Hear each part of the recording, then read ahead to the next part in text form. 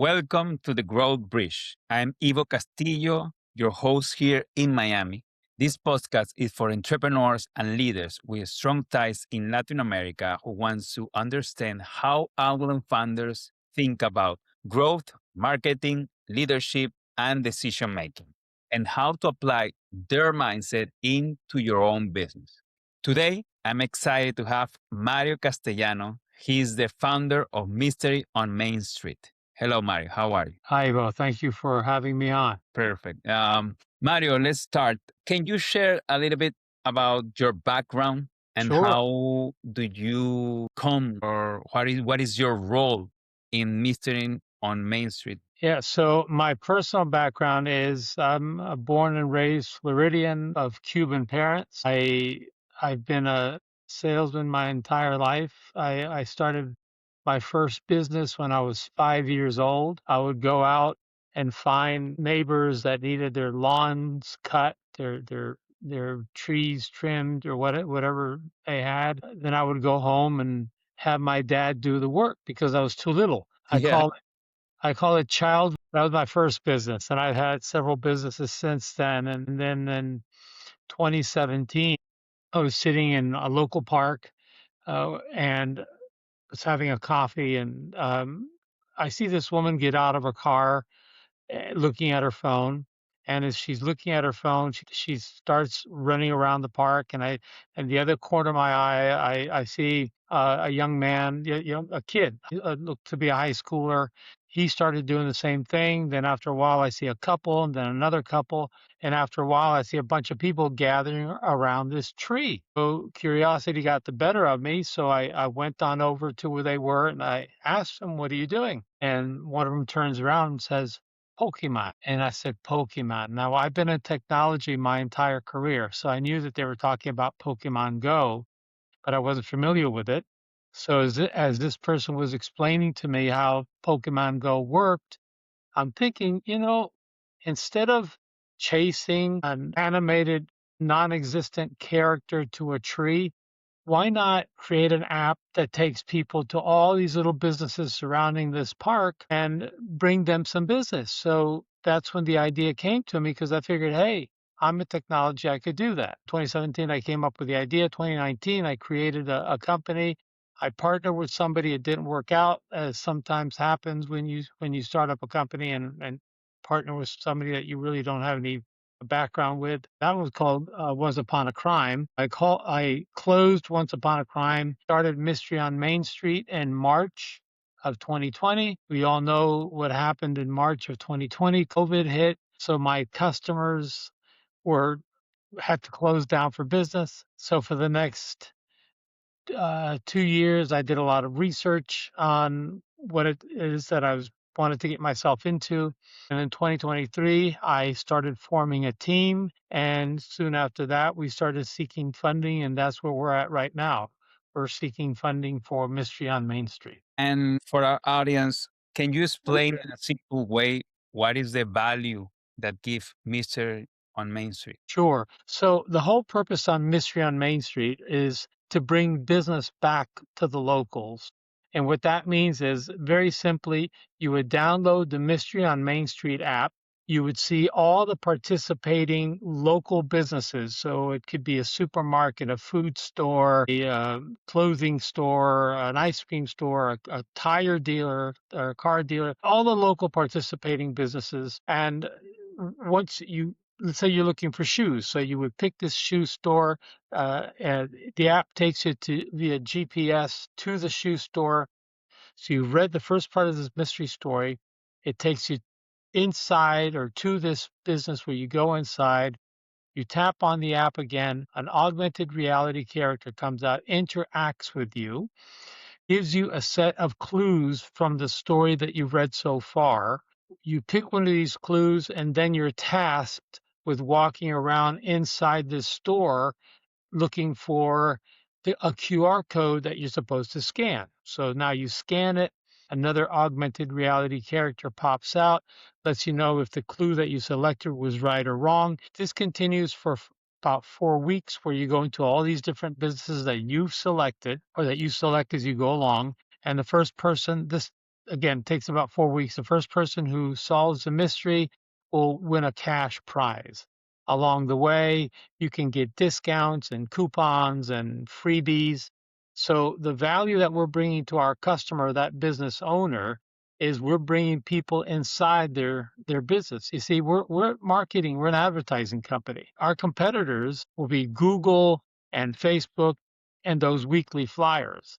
The difference is that they tell you about a business. We're actually bringing people inside the business. That's what we do. So that's the value that we're bringing to the business owner.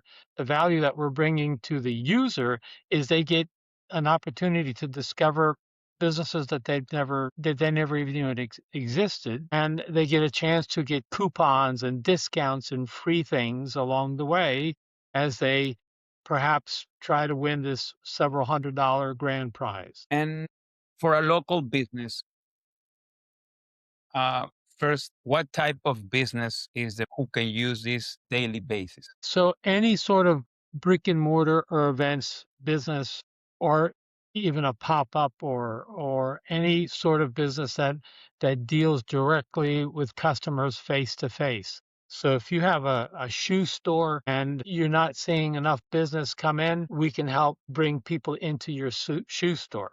If you're going to have a weekend event, for instance, a farmer's market or an art show, and you want to bring people into this farmer's market or art show to discover whatever it is that these events have, we can help bring people into those events. If you have a food truck and you're going to be at a different part of the city on different days, we can bring people to your food truck. So any sort of brick and mortar or event or pop-up type of business that deals directly with a customer, that's who we help. And this is a more general question. What shift do you have seen in local commerce change during this year or during the past year? When this idea came to my head and I started the process to create the company, entertainment, interactivity, and what's called the phygital experience, because that's what we bring. We're bringing a phygital experience, which is a mixture of digital and physical presence into a business. Those ideas and that term wasn't readily used, but now I see it more and more often. You see malls that are redeveloping into multi-commerce centers where they're tearing down the mall and they're building apartments and entertainment centers in addition to the stores and offices. And the whole idea is to incentivize people to come to those locations, which is exactly what our idea has been all along, is to give people a reason to come and see you. That's what we do. We're giving people a reason to come in and see these businesses because they get to read a really cool mystery story written by a real person. They get to perhaps win a grand prize, and again, along the way, they get discounts and coupons. The reasons that people want to go to businesses now is that they want to be incentivized. That's what I'm seeing from a retail perspective. So our plan is once we finish the development of our app, and again, that's why we're seeking funding, but don't worry, you're good, Ivo. I'm not going to hit you up. The whole purpose is that, or our plan is to charge $100 per business for every gameplay. Gameplays take about 4 weeks. And not only is this business going to be able to be seen locally, again, it's coming on our app. So yes, our focus are going to be local people visiting this business, but their app, their business will be available to be seen by anyone anywhere around the world. Now, why is that important? Because let's say if somebody is coming to town for an event or a party or just to see family, they'll be able to go on the app and purchase maybe a last minute gift that they didn't bring with them, but the app has a location that's close to where it is that they're going. So we'll be able to provide those locations not only with local eyeballs, but eyeballs from people all over the planet that will be able to discover that local business. Again, there's no other marketing or advertising format that does that, except, of course, if if you get on the internet. But in that particular case, you'd have to be searching for something in general terms. In our case, we're giving people specifically the business that's in that app, which is our customer. You have two audiences, right? How do you plan to manage to marketing both audiences? We're a company of creatives. So when it comes to marketing that local business, we have almost 300 writers already in our staff from all over the US and Canada. They're waiting for our app to be completed so they can start writing their mystery stories. So these local writers, these local journalists and broadcasters, they live and work in their communities, and they work at local magazines, at local broadcasters. So when we go into their communities, because they work for these publications, we're going to be front and center in the local community, because they're going to either write about us or they're going to have a show about us. That's number one. We're also going to we're also going to use our customers' Facebook and Instagram and their social media, where we're going to supply to them the content so they can do these blasts out to their current customers, telling them what it is that this company, their company, is about to be involved with, this mystery story. So when it comes to local marketing, we've got the creatives and we've got the marketing personnel that will be able to bring this local business out to the world. When it comes to the international and national markets, again, because our app will be available for anyone to see, our customers will be told, or those people that are users, rather, our app users, when they download the app, they'll see that that app can be used anywhere in case they, as I said before, they plan to travel to any particular part of the world. What is frustrating you right now in this developing process? Right now, our biggest frustration, as you can imagine, is we're seeking funding. So it's used to be over 20 years ago that you could come up with a great idea and you'd go to a funding source, an investor, even a small bank, and you'd say, I've got this really good idea and this is the way it work. So it's sort of like a catch juncture too. That's the most frustrating part. And So from the point that we receive funding, it'll take about 6 months, 4 to 6 months to develop our app. So about 6 months to launch the app.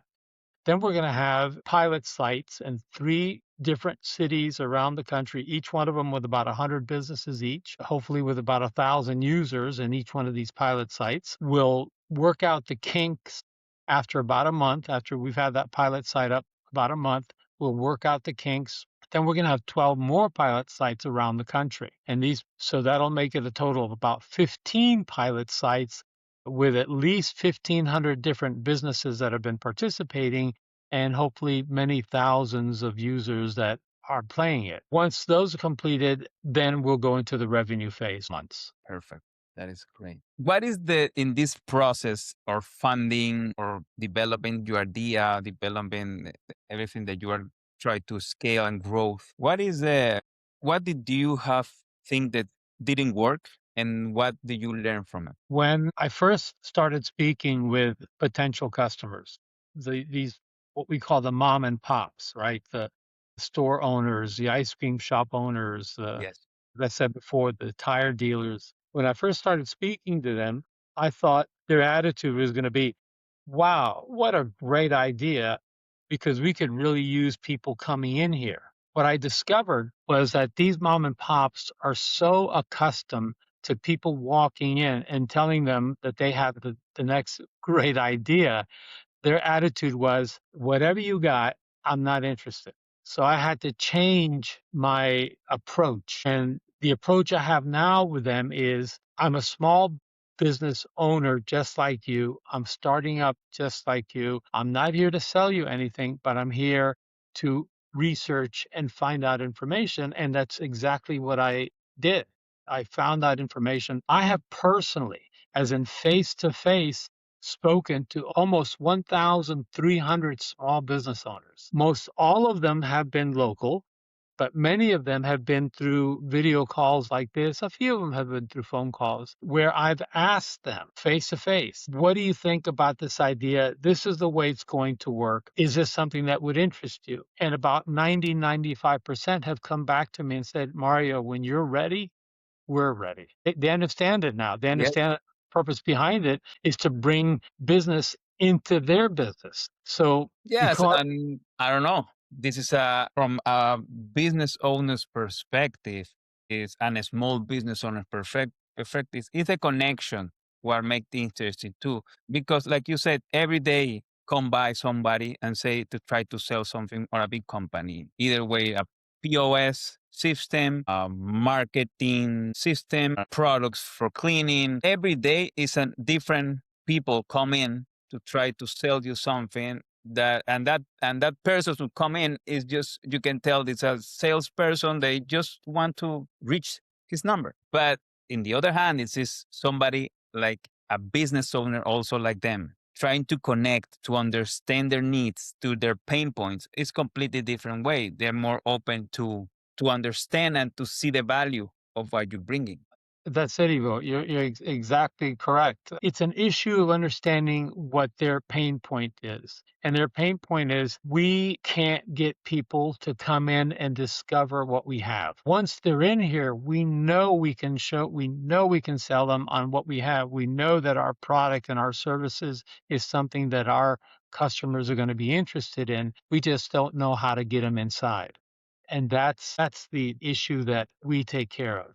We get them inside, and then it's up to our customer to sell their customer what they have. So Mario, for our last question, what is your mindset as entrepreneur?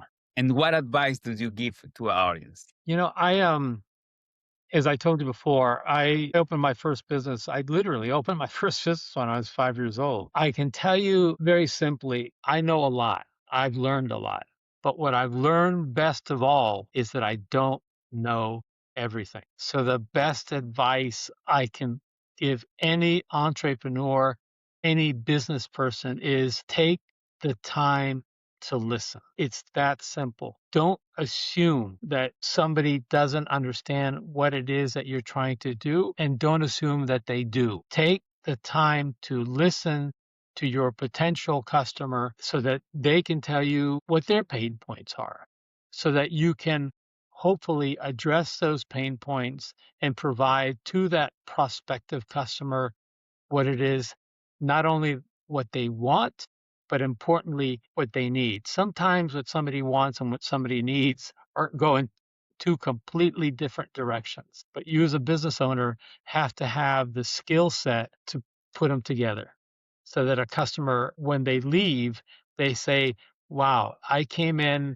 wanting this and I realize now that I needed this and it makes me happy. Great. Well, thank you so much for your answers, Mario. Thank you for giving me this opportunity. Guys, thank you so much for this episode. See you next time.